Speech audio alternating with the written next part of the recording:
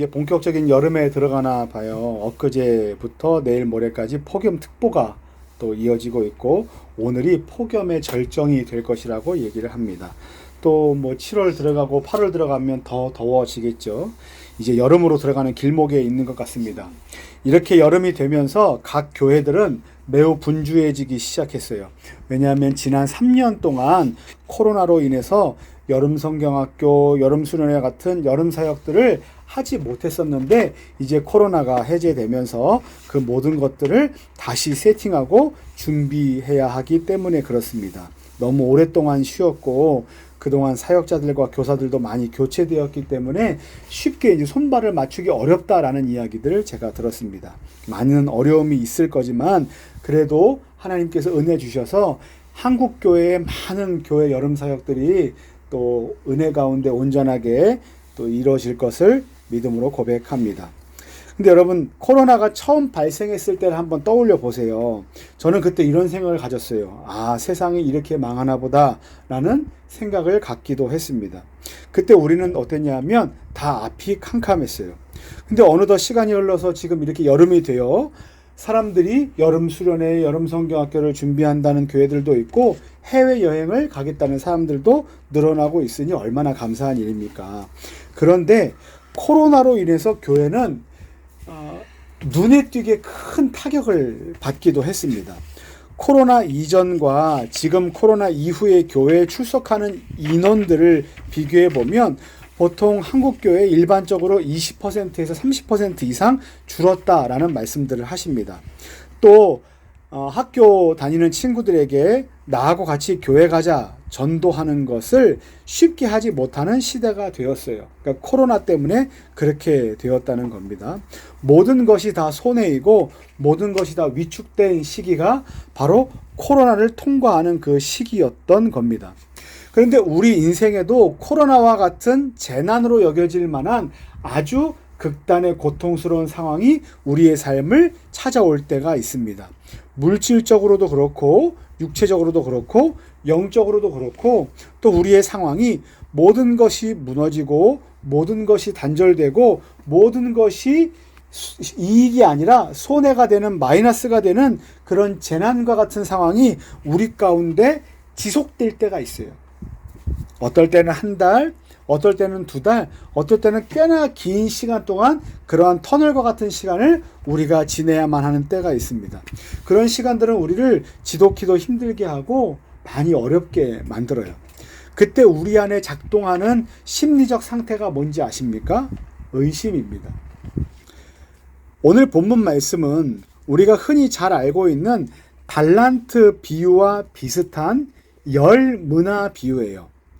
어떤 한 귀인이 왕위를 받아 오기 위해서 먼 나라로 가면서 10명의 종들을 불러 각각 그들에게 한 문화씩을 나눠주게 됩니다. 이 한 문화는요, 하루 노동자의 한 3달치 임금 정도 된다고 합니다. 한 문화씩을 나눠주면서 이렇게 당부합니다. 너희들은 내가 먼 나라로 다녀올 동안 지금 내가 너희에게 준 이 한 문화를 가지고 장사하도록 해라. 뭘 하라고요? 장사하도록 해라. 그리고 긴 시간이 흘러서 왕위를 받아서 돌아온 주인은 각각 종들이 어떻게 장사했는지를 알아보기 위해서 그들을 불러 물어보기 시작합니다. 자, 첫째가 대답합니다. 첫째는 한 문화로 장사해 10문화를 남겼습니다. 10배의 이익을 내서 주인에게 돌려드렸습니다. 주인은 그를 칭찬했어요. 그리고 그에게 무엇을 주었는지 아십니까? 10개의 고을을 맡겼어요. 둘째 사람도 찾아와서 한 문화로 장사해 이번엔 5문화를 남겼습니다 라고 얘기하자, 주인은 이번에도 5배의 이익을 내준 그를 칭찬하며 그에게 5개의 고을을 주었어요. 10문화를 남기면 10고을, 5문화를 남기면 5고을. 자, 이번에 그 나머지 사람들 중에 하나가 나와서 수건에 꽁꽁 묵혀두었던 한 문화를 꺼내며 주인에게 돌려드립니다. 저는 주인님, 이것을 잃어버릴까봐 꽁꽁 묶어두고 보관하다가 주인님이 돌아왔을 때 이것을 돌려드립니다. 자, 그러면 10문화는 10고울, 5문화는 5고울, 1문화는 1고울이어야 하는데 주인이 지금 1문화를 다시 들이민 이 종에게 혼을 내며 그 가지고 있던 것을 빼앗아 많은 이익을 낸 사람들에게 그것을 던져줍니다. 그러니까 주게 되는 거죠. 이것이 오늘 말씀의 내용인데 이 말씀은 우리가 달란트 비유로 잘 이해하고 있잖아요. 달란트, 재능, 은사, 선물. 그래서 우리가 달란트 비유를 말할 때 하나님께서 나에게 1달란트를 주셨다, 2달란트를 주셨다, 3달란트를 주셨다 라면서 우리에게 주신 하나님의 재능을, 하나님께 주신 재능을 잘 사용하자. 그래서 하나님을 기쁘시게 하자라는 말씀으로 우리가 이 말씀들을 많이 이해해 왔습니다. 맞습니다. 우리는 우리에게 있는 것이 하나님께서 주신 것을 믿고 청지기로서 그 맡은 것을 잘 사용해야만 합니다. 그런데 이 달란트 비유, 1문화 비유, 우리에게 주신 그 재능을 잘 사용해야 한다는 이 비유가 어떤 상황에서 나온 말씀인지를 좀 알아야 돼요. 11절 말씀 볼게요. 11절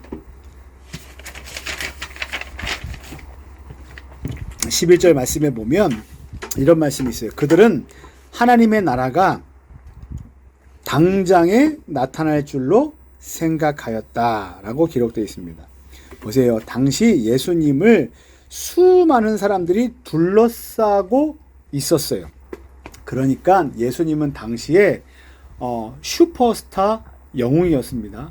그러니까 지금 뭐 임영웅, BTS 뭐 이런 분들이 콘서트를 하면 수십만의 사람들이 모인다고 하지만 당시에 예수님은 그런 사람들과 비교할 수 없을 만한 큰 이적과 능력을 베푸셨던 사람들의 갈망의 대상이었어요. 그리고 예수님은 당장이라도 로마 제국을 전복시키시고 왕으로 등극하셔서 온 나라와 민족을 다시 회복시키실 분으로 사람들은 그렇게 생각했어요. 근데 예수님께서 그 일을 언제 이루실 것이라고 생각했는가? 그게 중요해요. 언제 이루실 거라고 생각했는지 아세요? 11절 말씀에 이렇게 되어 있어요. 당장이라고 되어 있어요. 당장. 사람들은 예수님께서 하나님의 나라를 이루실 것인데 언제 이루실 것이라고요? 당장 그 일을 이루실 것이다 라고 생각했어요. 12절 말씀에 보세요. 12절 말씀에 보면 어떤 귀인이 왕위를 받아가지고 오려고 가는 곳이 어디라고 되어 있습니까? 먼 나라예요. 먼 나라. 여기서 먼 나라라는 것은 거리가 실제로도 아주 매우 멀다는 건데 그것은 뭘 의미하냐면 그로 인해서 그가 왕위를 받아오려고 갔던 그가 갔다가 다시 오는데 매우 오랜 시간이 걸릴 것이라는 것을 의미하는 겁니다. 여기서 왕위를 받으러 간 귀인은 누구를 의미하냐면 예수님을 의미하고요. 먼 나라로 가신다는 것은 예수님께서 부활하신 이후에 하늘로 올라가신 그 승천하심을 말씀하는 것이고 마지막으로 왕위를 받아서 돌아오시는 것은 예수님께서 하나님 우편에 계시다가 다시 이 땅 가운데 오실 것이다, 재림하실 것이다 라는 그때를 의미하는 거예요. 그러니까 예수님께서 승천하시고 다시 이 땅 가운데 재림하실 것인데 사람들은 그때가 언제일 거라고 생각한다는 겁니까? 당장이라고 생각한다는 거예요. 근데 예수님께서는 이 비유를 통해서 먼 나라 비유를 통해서 뭘 말씀하시는 겁니까? 그때가 당장에 이루어지지 않을 것이다 라고 말씀하시는 거예요. 그리고 2000년이 지난 지금도 예수님께서 이 땅 가운데 오셨습니까? 안 오셨습니까? 안 오셨어요. 그러니까 지금도 우리는 뭘 하고 있어요? 예수님께서 이 땅 가운데 오실 재림하심을 기다리고 있어요. 그런데 2000년이 지난 지금도 예수님께서 오지 않으셨는데 그때 당시에 예수님과 함께 있었던 사람들은 하나님의 나라가 얼마나 빨리 이루어질 것이라고 믿었겠어요. 당장 이루어질 거라고 믿었겠죠. 근데 예수님께서 말씀하시는 거예요. 아니다. 그때가 그렇게 당장에 이루어지지 않을 것이다 라고 말씀하시는 거예요. 그때 우리에게 작동하는 것이 뭐라고 말씀드렸어요? 의심이에요. 의심이에요. 뭔가 힘들고 어렵고 빨리 이루어지면 좋겠는데 그것이 이루어지지 않을 때 우리의 마음 가운데 스물스물 작동하고 점점 싹 틔우고 자라는 게 뭐냐면 의심입니다. 그런데 이 의심이 뭔지 아십니까? 어떤 의심인지 아세요? 하나님에 대한 의심이에요. 하나님께서 분명 나를 사랑한다고 말씀하셨는데 예수님께서 분명 우리를 구원해 주시겠다고 말씀하셨는데 예수님 다시 오신다고 말씀하셨는데 안 오시는구나. 그러면 지금 이 고난이 결코 끝날 수 없구나. 하나님이 나를 사랑하지 않으시는구나. 하나님이 나를 버리셨구나. 라는 마음 가운데 의심이 점점 싹트게 된다는 거예요. 자, 근데 주인이 한 문화를 맡기고 장사하라고 말하고 떠났어요. 그런데 지금 주인이 간 곳이 어디입니까? 먼 나라예요. 주인이 당장 올 줄 알고 첫날 열심히 일하고 둘째 날 열심히 일하고 셋째 날 열심히 일할 수 있는데 주인이 돌아오지 않는단 말이에요. 그러면 그 마음 가운데 어떤 마음이 들겠습니까? 의심이 들겠죠. 우리 주인은 돌아오지 않을 거야. 시간이 너무 오래 걸리네. 그러면서 어떻게 할 수밖에 없습니까? 그 한 문화를 가지고 장사하란 주인의 말을 듣지 않고 자기에게 주어진 그 일을 최선을 다하지 않을 수 있어요. 왜 그렇습니까? 주인은 돌아오지 않을 것이라고 믿기 때문에 그래요. 또 심지어 어떤 사람은 그 맡은 것을 가지고 아무런 일을 하지 않아요. 왜냐하면 주인에 대한 오해 때문이에요.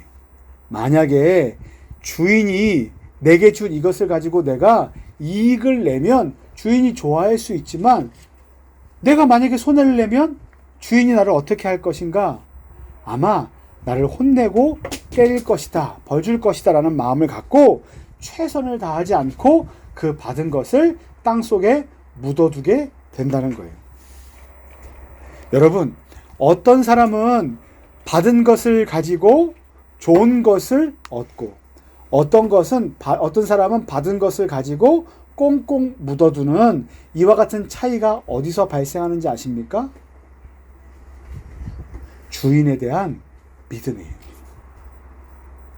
주인에 대한 믿음이 확실하게 있는 사람은 주인이 오는 시간이 비록 길어지고 있어도 주인은 반드시 돌아올 것이다. 그리고 끝내 나를 구원으로 인도할 것이다. 라는 믿음이 있는 사람은 어떻게 할까요? 주인을 기다립니다. 그리고 주인이 맡겨준 그 일을 끝까지 충성되게 해낼 수 있어요.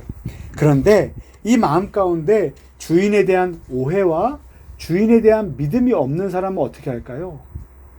주인이 맡겨놓은 일을 할 수 있을까요? 없어요.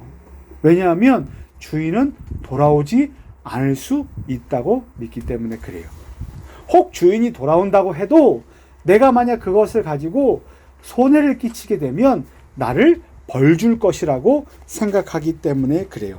근데 세상 나라의 주인은 우리가 가진 것을 가지고 이익을 끼치면 좋아하고 손해를 끼치면 싫어하나 하나님 나라의 주인 되신 예수님은 우리에게 맡겨주신 것이 혹 이익이 나지 않아도 그분은 어떻게 하십니까? 맡겨주신 일을 최선을 다했음으로 인해서 그를 칭찬하고 복 주시는 분이시라는 것을 그는 잘 몰랐기 때문에 그래요. 또 하나, 세상에서는 잘하면 이익이 나고 못하면 손해를 끼칠 수 있지만 하나님 나라의 일은 어떤지 아십니까? 잘하면 이익이 나고 못해도 이익이 나요.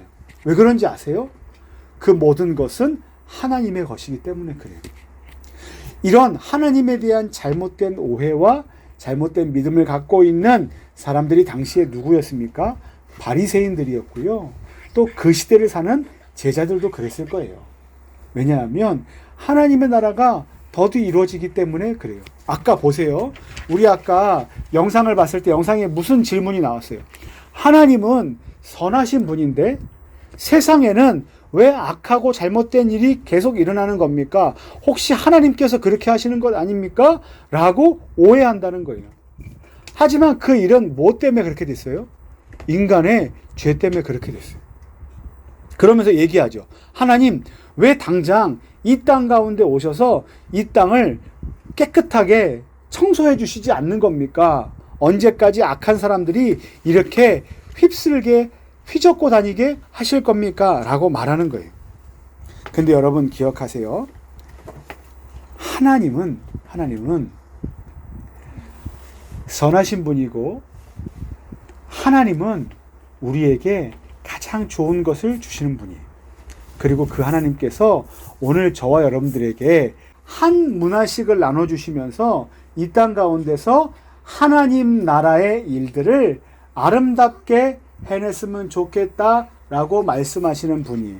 어떤 사람은 하나님을 위해서 찬양하는 사람으로, 어떤 사람은 미술하는 사람으로, 어떤 사람은 남을 위해 봉사하는 사람으로, 어떤 사람은 세상을 깨끗하게 하는 환경미화원으로, 어떤 사람은 남들을 위해서 아주 맛있는 음식을 만들어 주어 기쁨을 허락해 주는 요리사로 하나님 나라의 일들을 감당하라고 한 문화씩 달란트를 허락해 주셨어요. 그러면 우리는 어떻게 해야 될까요? 그것을 잘 사용해야만 해요. 그런데 그것을 잘 사용하기 위해서 우리에게 필요한 것이 있습니다. 뭐냐면 하나님을 향한 온전한 바른 믿음이 회복되는 거예요. 하나님이 진짜 어떤 분이신가? 우리의 생각하는 것, 우리가 오해하는 것과 진짜 동일한 분인가? 아니면 우리가 오해한 것과는 정말 다르신 분인가? 우리가 날마다 확인해야 해요. 첫 번째 우리가 할 수 있는 게 뭔지 아세요? 따라해 보세요. 바른 신학을 가져야 합니다. 하나님을 올바로 믿기 위해서는 우리가 바른 신학을 가져야 되는데 그 바른 신학은 어디서 나오냐 하면 하나님의 말씀을 읽고 묵상하고 배우는 것으로부터 시작해요. 제가 말씀을 읽어드릴게요. 디모데후서 3장 15절부터 17절 말씀에 또 어려서부터 성경을 알았나니 성경은 능히 너로 하여금 그리스도 예수 안에 있는 믿음으로 말미암아 구원에 이르는 지혜가 있게 하느니라. 모든 성경은 하나님의 감동으로 된 것으로 교훈과 책망과 바르게 함과 의로 교육하기에 유익하니 이는 하나님의 사람으로 온전하게 하며 모든 선한 일을 행할 능력을 갖추게 하려 함이라. 무엇이 이렇게 한다고요? 성경이. 그래서 우리는 성경을 읽어야만 해요. 왜냐하면 진짜 하나님께서 어떤 분이신지를 우리가 제대로 알아야 하기 때문에 그래요. 우리가 그래서 하는 게 무엇입니까? 더 행복한 공동체 성경 읽기지요. 우리 4주차까지 끝냈잖아요. 그죠? 4주차까지. 정말 대단하죠. 우리 박수로 한번 격려해 줄까요? 그래서 우리는 365일 매일 그리고 평생 동안 하나님의 말씀을 읽기로 작정했어요. 왜 그런지 아세요? 하나님에 대한 바른 믿음을 갖기 때문이에요. 두 번째, 따라 하시겠어요? 고난의 시간을 믿음을 확인하는 시간으로 이해해야 합니다. 욥기 23장 8절부터 10절까지 말씀에 그런데 내가 앞으로 가도 그가 아니 계시고 뒤로 가도 보이지 아니하며 그가 왼쪽에서 일하시나 내가 만날 수 없고 그가 오른쪽으로 돌이키시나 배울 수 없도다. 자, 8절 9절 말씀이 이렇게 되어 있어요. 하나님이 보이지 않는데요. 내가 고통스러움 가운데 있는데 하나님이 내 앞에 보이지 않으시고 나타나셔서 일하시지 않는데요. 얼마나 답답합니까? 그런데 그 고난의 시간에 10절 말씀에 이렇게 고백하고 있어요. 욥이. 그러나 내가 가는 길을 그가 아시나니 그가 나를 단련하신 후에는 내가 순금같이 되어 나오게 될 것이다. 여러분 풀무불 알아요? 풀무불? 풀무 알아요? 들어본 적 있어요? 젓가락이 딱딱한 쇠, 딱딱한 금덩이를 이 풀무 불 안에 넣으면 이 높은 불 속에서 이 딱딱했던 덩어리가 물처럼 녹아요. 근데 녹을 때 그냥 녹는 게 아니라 섞여져 있던 아주 더러운 불순물이 다 타버리고 마지막에 나온 금, 마지막에 나온 철은 어떤 철과 어떤 금이냐면 순수한 금, 순수한 철이에요. 그래서 우리가 100% 순수하다고 말할 수는 없기 때문에 우리가 보통 수치상으로 가장 순도가 높다, 순금이다 라고 말할 때 그 도수를 99.9%다 라고 얘기해요. 우린 그걸 순금이라고 얘기하는데 순금은 아주 깨끗한 금을 말해요. 그런데 보세요. 이 아주 아름다운 금 덩어리가 불 속에 들어가요. 그러면 그 금덩어리가 어떻게 생각할까요? 아, 뜨거, 너무나 견디기 힘들어 라고 얘기하겠죠. 그 시간이 고난의 시간이에요. 근데 거기를 통과하고 나오면 뭐가 된다고요? 순금이 돼요. 우리는 고난의 때에 불 속에 들어가 우리가 매우 힘듭니다. 하나님 어디 계십니까? 왜 나를 버리셨습니까? 라고 말할 수 있으나 그 고난의 시간이 통과된 다음에 우리는 어떻게 된다고요? 정말로 좋은 믿음의 사람이 될 수 있다는 거예요. 그래서 우리는 고난의 때를 힘들다, 내가 저주받았구나 라는 시간으로 이해하기보다 어떤 시간으로 이해해야 합니까? 하나님에 대한 믿음이 더욱더 강해지고 더욱더 순전해지는 때라라는 것을 이해하면 됩니다. 자, 세 번째 따라하겠어요. 다른 사람의 것과 비교하지 말아야 합니다. 자, 오늘 말씀을 보면 각자 행한 것으로 인한 상급이 달라졌어요. 10문화 남긴 사람은 몇 고울? 10고울. 5문화 남긴 사람은 5고울. 그런데 어떤 사람은 빼앗겼어요. 자, 보세요. 사람들이 각각 어떻게 했는지에 따라서 사람들은 그에 대한 차등적으로 보상을 받았어요. 우리는 여기에 관심을 둡니다. 받은 것에 관심을 둬요. 받은 것에 관심을 두면 어떻게 될까요? 아빠, 엄마, 언니가, 동생이 나보다 더 많이 받았잖아요.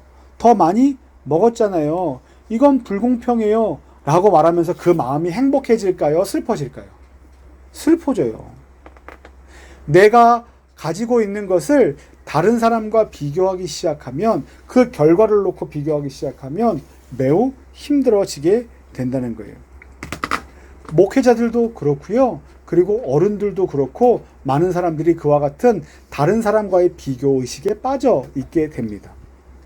그런데 보세요. 하나님은 각각 다른 것을 주시지 않았다는 거예요. 뭘 주셨습니까? 각각 한 문화를 주셨어요. 이 사람에게도 한 문화, 저 사람에게도 한 문화를 주셨어요.